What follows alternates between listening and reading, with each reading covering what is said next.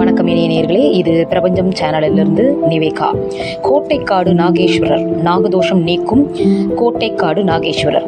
கையிலை சென்று சிவபெருமானை தரிசிக்க முடியாதவர்கள் தென் கைலாயம் என்று போற்றப்படும் வெள்ளியங்கிரி மலை வந்து வழிபட்டால் அந்த பலனை பெறலாம் என்பது ஐதீகம்.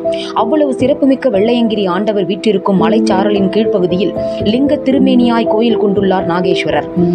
இது கோவையிலிருந்து பூண்டி செல்லும் சாலையில் செம்மேடு அருகே 3 கிலோமீட்டர் தொலைவில் உள்ள கோட்டைக்காடு என்று அழைக்கப்படும் கிராமத்தில் இந்த திருத்தலம் அமைந்துள்ளது.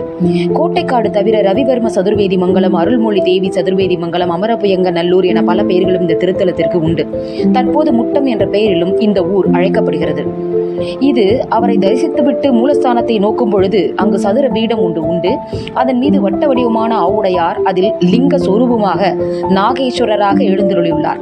மற்ற திருத்தலங்களில் நாக ஆவாரணம் லிங்க திருமேனி மீது அலங்கரித்து வழிபடுவார்கள். ஆனால் இந்த திருத்தலத்தில் லிங்கத்தின் மீதே ராகுவும் கேதுவும் எழுந்தருளி உள்ளனர்.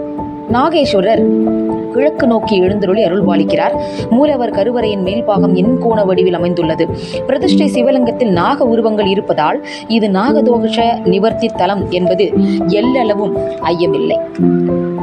அது தவிர முத்துவாளியம்மன், மூலவர் நாகேஸ்வரரின் தென்புறம் தட்சிணாமூர்த்தி சுவாமி கல்லாலான ஆலமரத்தின் கீழ் தெற்குமுறமாக சனகாதி முனிவர்களுக்கு சிவஞானத்தை உபசேதித்து கொண்டு இருப்பது போல காட்சி தருகிறார். ஆசிரியர்களுக்கு உருவாக விளங்கும் அவர் தனது இடது காலை மடித்து யோக நிலையில் இருக்கிறார். அவரது காலை நந்தி வருடி கொண்டு இருப்பதை இந்த திருத்தலத்தில் பார்க்கலாம். இத்தகைய சிறப்பு பெற்ற தட்சிணாமூர்த்தியை வேறு எந்த தலங்களிலும் பார்க்க முடியாது.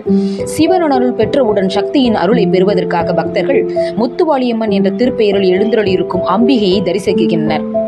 இந்த திருத்தலத்தில் நின்ற திருக்கோலத்தில் கிழக்கு நோக்கி சாந்த சொரூபத்துடன் அம்பிகை எழுந்தருளி உள்ளார். சுவாமி நாகேஸ்வரர் என்று அழைக்கப்படும் பொழுது அம்பிகையின் திருநாமம் நாகேஸ்வரி என்று இருக்கக்கூடும் என்று தொல்லியல் நிபுணர்கள் கருதினார்கள். இருந்த பொழுதிலும் இங்கு முத்துவாளியம்மன் என்று அம்பிகை அழைக்கப்படுவதற்கு அம்பிகையின் சிலை அமைப்பு ஒரு விதத்தில் காரணம். இங்குள்ள அம்மன் சிலைக்கு பக்தர்கள் தாங்கள் விரும்பியது போல காதணிகள், மூக்குத்தி போட்டு பார்க்க ஏதுவாக காதுகளிலும் இடது மூக்கிலும் துளைகள் உண்டு. விழா காலங்களில் அணிகலன்கள் அணிவிக்கப்படுகின்றன. இது மட்டுமின்றி சிலையின் வயிற்று பகுதியில் 16 துவாரங்கள் உள்ளன. இதில் மேகலை என்று அழைக்கப்படும் ஆபரணங்கள் பொருத்தப்படும்.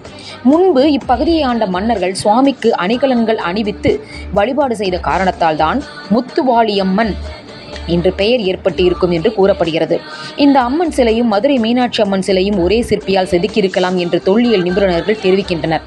அம்மன் தலை, காது, கண், வயிறு, கைகள் என பல பகுதிகளில் தட்டினால் ஒவ்வொரு ஸ்வரங்களாக ஒலி ஏற்படுகிறது. 7 ஸ்வரங்களான சரிகம பதனி என்ற சொல் தன்னுள் அடக்கம் என்பதை எடுத்துரைக்கும் விதமாக இந்த அம்மன் சிலை அமைந்துள்ளது.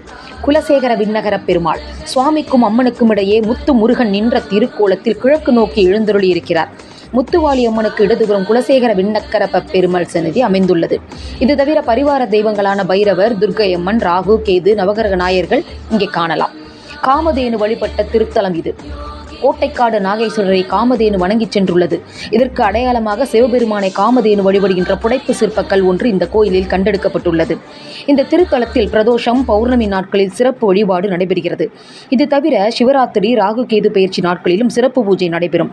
தினமும் காலை 9 முதல் 12 மணி வரை, மாலை 3 - 6 மணி வரை கோயில் நடை திறந்தே இருக்கும். தினமும் ஒரு கால பூஜை நடைபெறும்.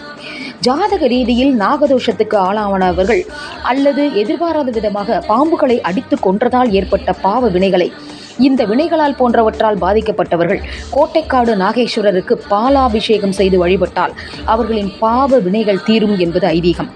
நாகதோஷத்தால் பாதிக்கப்பட்டவர்கள் இந்த திருத்தலம் வந்து சுவாமியின் திருமேனியில் பாலாபிஷேகம் செய்யும் பொழுது அது நீல நிறமாக மாறுவதை கண்கூடாக பார்க்கலாம். கும்பகோணம் அருகில் உள்ள திருநாகேஸ்வரர் கோயிலில் நிகழ்வது போலவே இங்கு நிகழ்கிறது. வணக்கம் நேயர்களே.